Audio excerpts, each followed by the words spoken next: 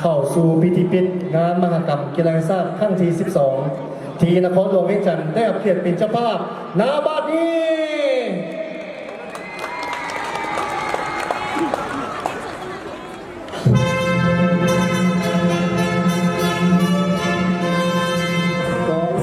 ของทัพประชาชนลาวเป็นกองหนึ่งที่ขึ้นกับกองพันใหญ่ส่ง79กระทรวงป้องกันประเทศมีหน้าที่รับใช้พิธีการทัพแข่งทั้งภายในและต่างประเทศรับใช้พิธีเฉลิมฉลองวันบุญสำคัญของภาครัฐรับใช้พิธีงานมหกรรมกีฬาแห่งชาติมาหลายครั้งและพิธีการพี่น้องต่างๆของกระทรวงป้องกันประเทศเห็นเรียกงานป้องกันชาติปรับปรุงโครงสร้างปกครองให้นักเติมใจเข้มแข็งถือป้ายโดยน้องนักเรียนโรงเรียนวัดโตเวียงจันทร์จำนวน5 น้องขบวนเครื่องหมายสัญลักษณ์งานมหกรรมกีฬาแห่งชาติครั้งที่ 12 ได้กำหนดเอาพระธาตุหลวงเวียงจันทร์เป็นสัญลักษณ์ของงานทรงพระธาตุหลวงเวียงจันทร์เป็นภูมิสถานอันศักดิ์สิทธิ์เป็นเรียกวันและเป็นจุดรวมจิตใจของชาวนครหลวงเวียงจันทร์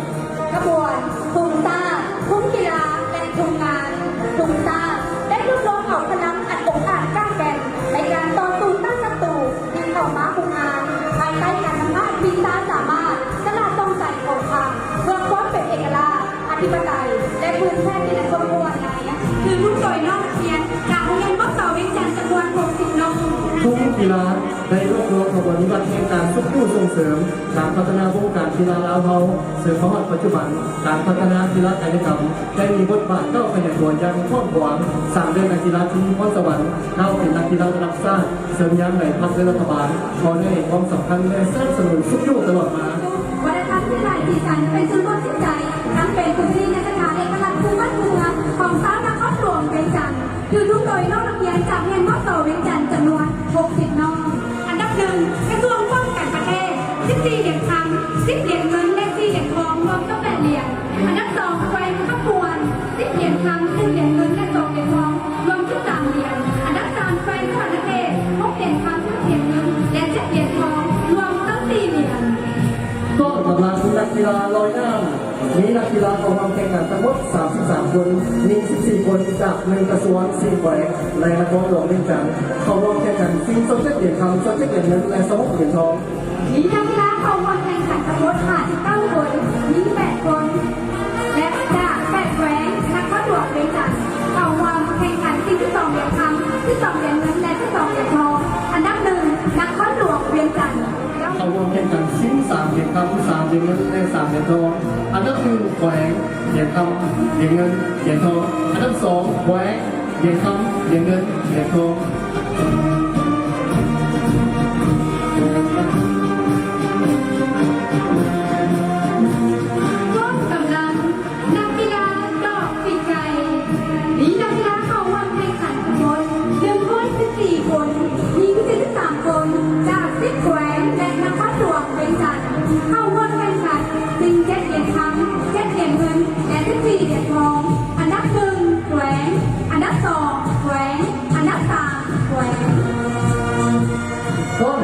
นักกีฬามวยสากล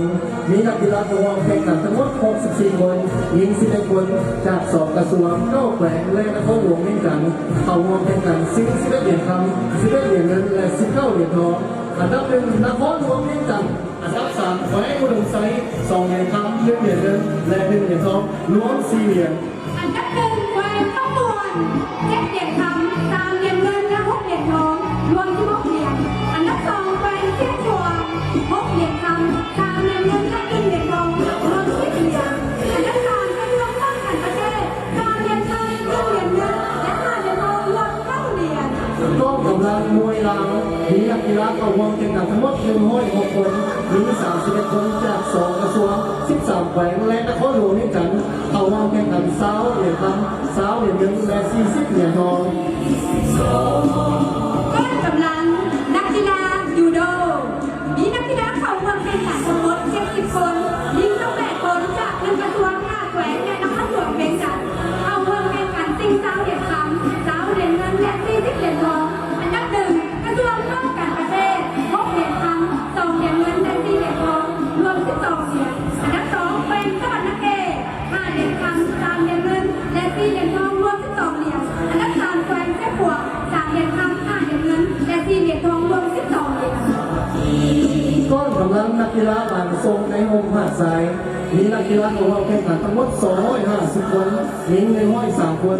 มาจากกระทรวงแหวงและนครหลวงนี่จันเข้าร่วมแข่งขันซิ่งเหรียญทองเหรียญเงินและเหรียญทอง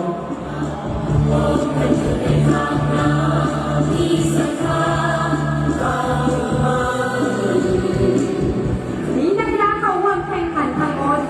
110 คนหญิง39 คนต่อกระทรวงแจ็คแกวงและนครหลวงเวียงจันทร์เข้าร่วมแข่งขันสิง32 เหรียญทอง32 เหรียญเงินและ64 เหรียญทอง เข้าร่วมแข่งขันซิ่ง17 เหรียญทอง17 เหรียญเงินและ34 เหรียญทอง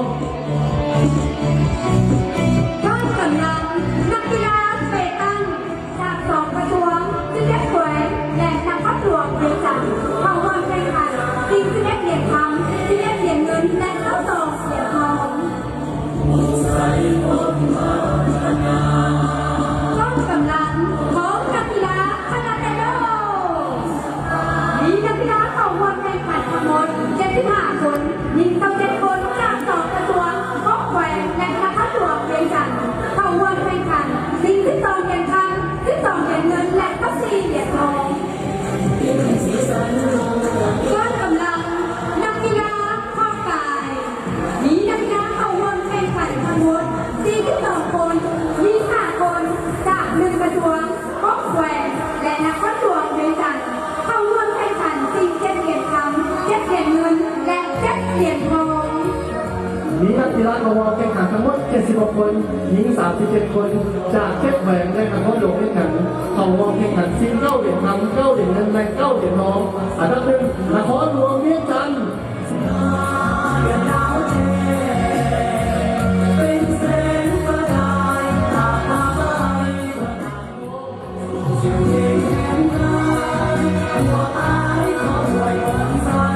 ก้อนกำลังนักกีฬาเต้น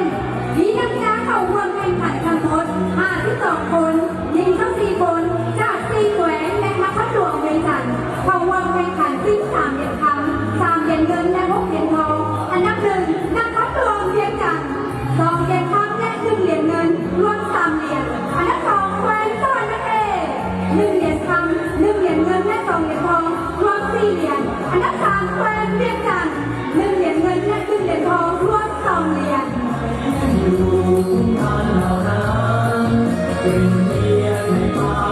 ตามมาด้วยก้อนกำลังเยาวชนพัฒนาเยาวชนแม้องค์การจัดตั้งมหาชนหนึ่งเป็นตัวแทนปกป้องสิทธิและผลประโยชน์อันชอบธรรมของเยาวชนซึ่งเยาวชนแม่นต้นแห่งของประเทศชาติแม้ผู้สืบทอดภารกิจของพรรครัฐบาลได้ถือเป็นบริษัทในการก่อสร้างสนุบำรุงและศึกษาร่วมกับนักเยาวชนให้กลายเป็นคนรุ่นใหม่เป็นวัยรุ่นที่เท่าหันของชาติ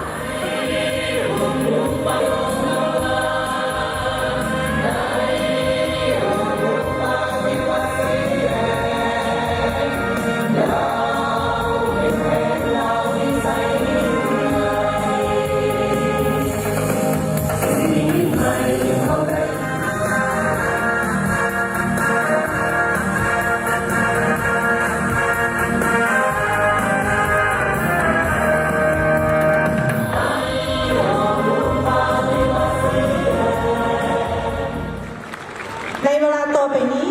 ข้าพเจ้าขอถือเป็นเกียรติอย่างสูงเยียนเซินทานปรีเอกอัศพันธ์ทองศรีพันดรกรรมการศูนย์กลางพรรคเจ้าคอมนครหลวงเวียงจันทร์ประธานจัดงานมหกรรมกีฬาแห่งชาติครั้งที่ 12 ให้เกียรติขึ้นกล่าวรายงานสรุปผลการแข่งขันงานมหกรรมกีฬาแห่งชาติครั้งที่ 12 ที่นครหลวงเวียงจันทร์เป็นเจ้าภาพขอเยียนเซิน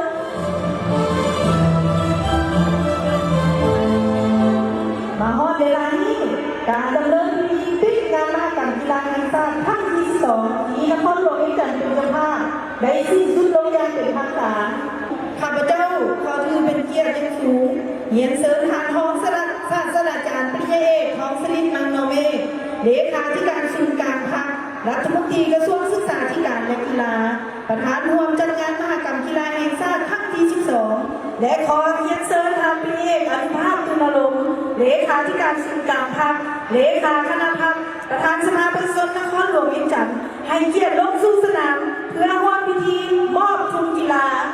พร้อมนี้ขอทุนเป็นเกียรติอย่างสูงเยียนเสริมทางอรุณไซสุนราชเลขาพรรคแปลงจำปาสักพร้อมด้วยคณะลงสู่สนามเพื่อรับทุนกีฬาและให้เกียรติก้าวมาเป็นเจ้าภาพจัดงานมหกรรมกีฬาแห่งชาติครั้งที่ 13 ปี 2018 ที่แข่งจำปาสัก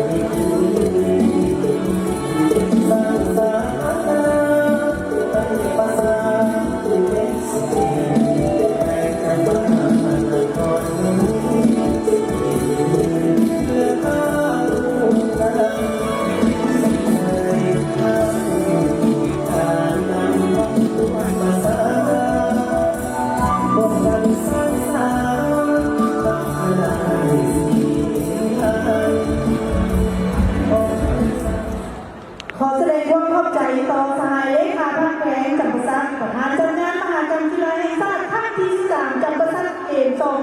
2018 การหน้าคณะจัดตั้งพิธีขอแสดงความขอบใจ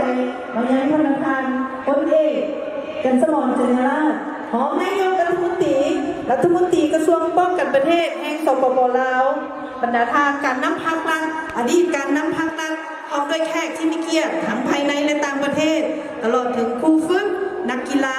ทุกภาคส่วนและมวลชนชาวนครหลวงเวียงจันทร์พี่น้องบรรดาเผ่าทั่วประเทศที่ได้ให้เกียรติเข้าร่วมในพิธีปิดงานในครั้งนี้